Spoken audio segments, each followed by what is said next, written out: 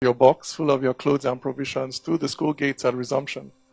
With pride, you chose your bunk space in the dormitory and hooked up your mosquito net. With pride, you followed your mates to the tap in the morning to fetch water to bath. With pride, you pinned your school badge to your shirts and sang the school anthem in the assembly hall. With pride, you identified yourself anywhere you went as a student of a federal government college. But where is that pride today? 30 years ago, it was the aspiration of my parents for me to go to a public school. What is my aspiration for my children today? What is your aspiration for your children today? I'll tell you. You send them abroad for their education. And if you cannot afford to do this, you send them to a private school. And if you cannot afford to do this, then you very reluctantly consider the Nigerian public school. So in 30 years, our public schools have gone from being the first choice for our children to being the last. To me, this is one of the saddest commentaries on the state of governance in our country over the last 30 years.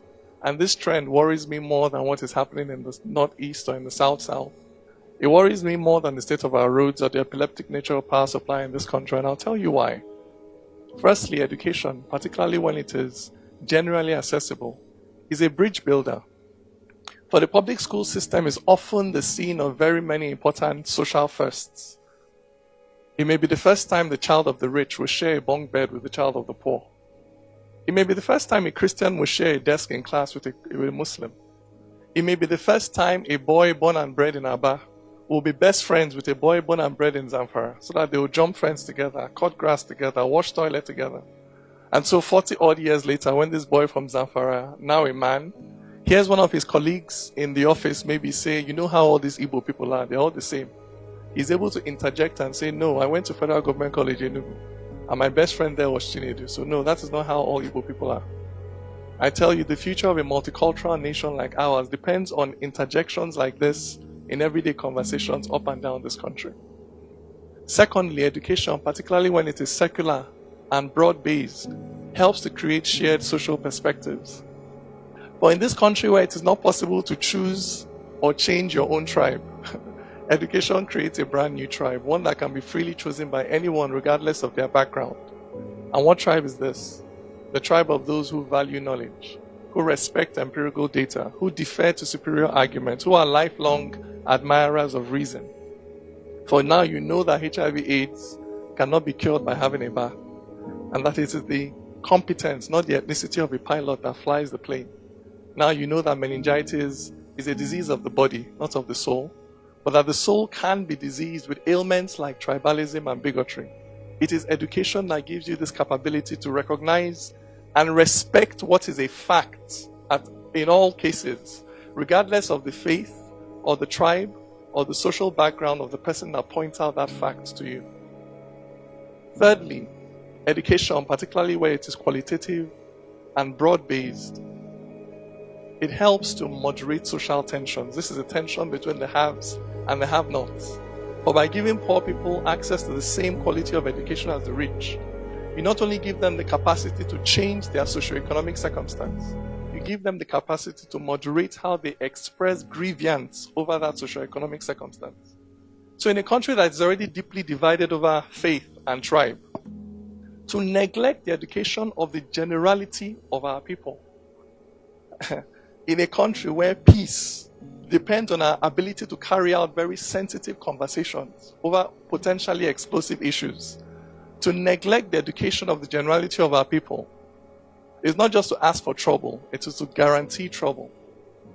For in the end, a society cannot rise above the level of the mentality of its majority.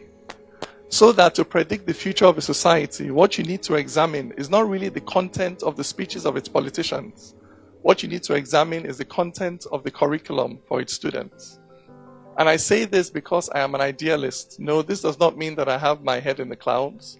What it means is that I believe firmly that ideas precede reality. So that before something can exist in the physical, material world, it must first exist as an idea in somebody's mind. So for instance, before there was electricity, there were people who thought about it, then dedicated their lives to going out to invent it, to chasing that dream and following those convictions, for it's clear thinking, not concrete, that holds up great nations.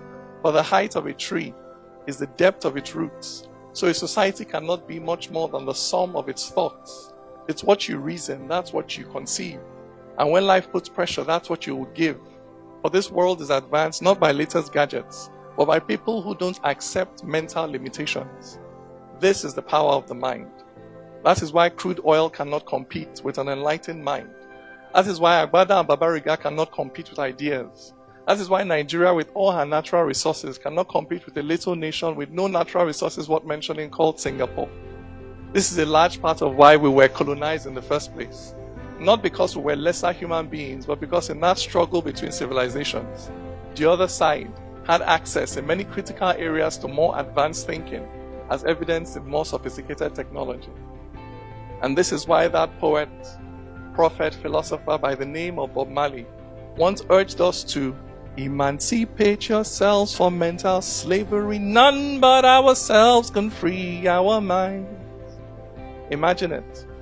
In Nigeria, where election campaigns are dominated by debates and not slogans, where you can no longer purchase the votes of that woman by shoving a mudu of rice into her hand, where she'll say, no, Mr. Politician, keep your rice. Just help me answer one simple question. How do you intend to balance the budget? Imagine in Nigeria where research into the illnesses that afflict us, like sickle cell or prostate cancer or breast cancer, where research and development into cures to these illnesses happen here, where other people do not come, harvest our medicinal plants, take them elsewhere, convert them to wonder drugs, then sell them back to us. Imagine a country where it is common knowledge that there is no physical or metaphysical benefit to be gained by slicing off the clitoris of a young girl or limiting her socioeconomic options in society. Imagine a Nigeria where we no longer allow limitations to be placed on the part of anyone on grounds of custom and tradition or faith or religion, where everybody is free to become who and all that they can be in this life. Imagine a country that is powered by the almost limitless energy of our collective and enlightened minds. And ask yourself, on what part of the struggle to build a society like this are you on? Are you fighting on the side of ignorance and prejudice and bias and blind and unquestioning adherence to culture and tradition? Or are you fighting on the side of reason, of the spread of knowledge, of enlightenment for all, with the unprecedented power that the internet has given you to spread your ideas, you as an individual, you as a company, you as an NGO, you as the government? What part of this struggle are you fighting on? Thank you very much.